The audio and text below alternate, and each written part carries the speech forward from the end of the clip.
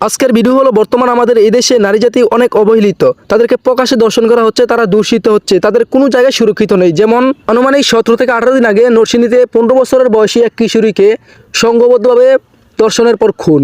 ঢাকায় 6 বছর বয়সী শিশুকে পাশবিক নির্যাতনের পর হত্যা। কিছুদিন আগেই হাজারীবাগে এক স্কুল ছাত্রীকে হত্যা। আমাদের দেশে নির্বাচন হয়েছে, এখনো পূর্ণভাবে 20 দিন হয়নি, কিন্তু আমাদের কাছে সংবাদ অনুযায়ী ধর্ষণের অনেক নিউজ এসেছে।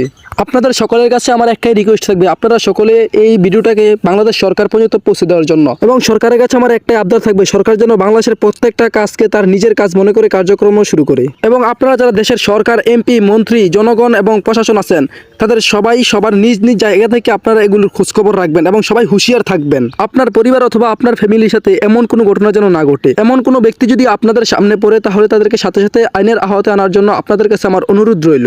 আজকের ভিডিও এতটুকুই ছিল। সবাই ভালো থাকবেন, সুস্থ থাকবেন। আল্লাহ হাফেজ।